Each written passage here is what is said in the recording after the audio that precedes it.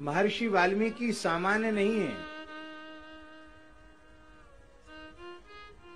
सृष्टिकर्ता, जगत पितामह,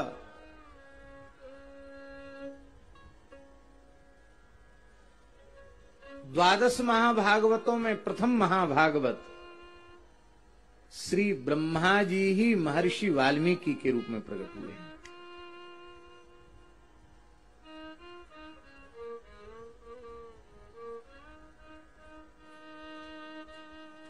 और एक विशेष बात बताएं,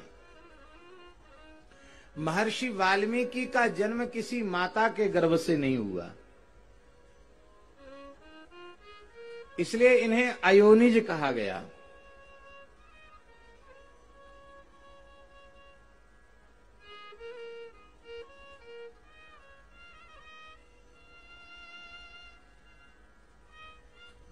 मातृगर्भ से जन्म नहीं है।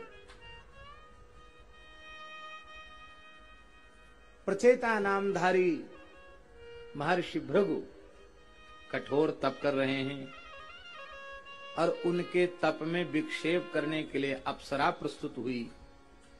अप्सरा के हाव भाव कटाक्ष से महर्षि का चित्त चंचल हुआ और उनका अमोघ तेज एक वाल्मीकि में स्खलित हुआ। महर्षि तो तप में विघ्न मानकर उस दिशा का त्याग करके चले गए और उस वाल्मीकि से ही एक दिव्य तपे हुए स्वर्ण के समान कांति वाला बालक प्रकट हुआ और वही बालक महर्षि वाल्मीकि हुआ।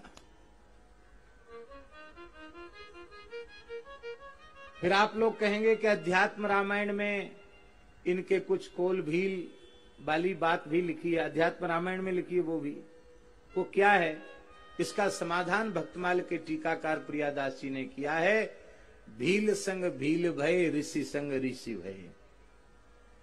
उस आरक्षित बालक का पालन कुछ काल के लिए भीलों ने किया तो वो बेचारे जानते नहीं थे, वही समझने लगे अपने को।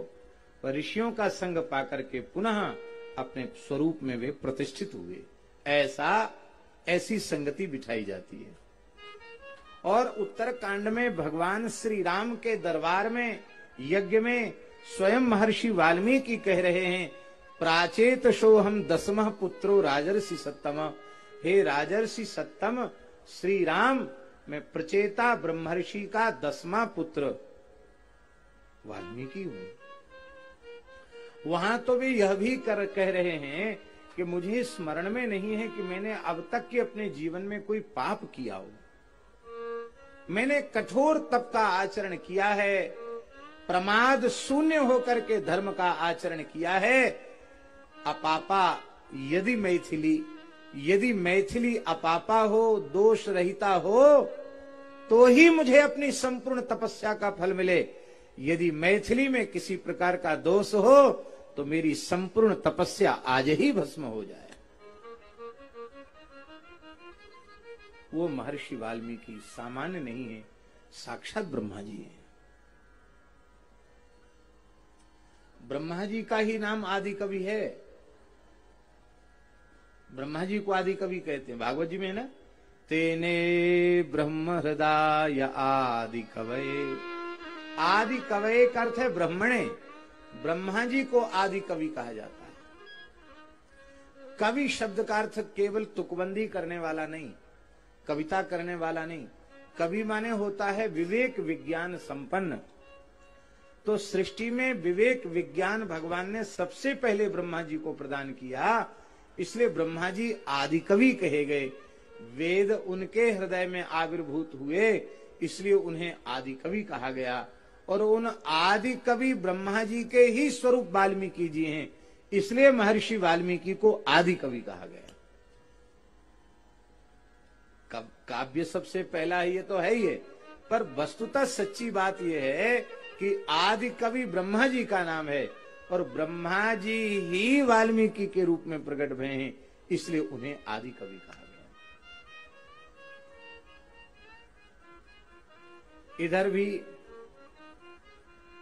ब्रह्मा जी वाल्मीकि के रूप में प्रकट हो रहे हैं और वेद ब्रह्मा जी के मुख से प्रकट हो रहे हैं।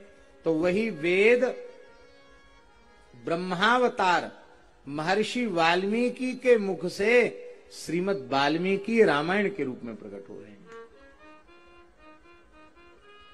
वेद वेद्ये परे पुंसी, यह श्लोक मदन मोहन दास जी ने बोला था। वेद वेद्ये परे पुंसी जाते दशरथात्मजे। वेद वेद्य परब्रह्म परमात्मा दशरथ नंदन के रूप में प्रकट हुए तो वेदः प्राचेतसादासीत, प्राचेतस महर्षि वाल्मीकि के मुख से वेद प्रकट हुए। किस रूप में? ले साक्षात रामायणात्मना, साक्षात रामायण के रूप में प्रकट।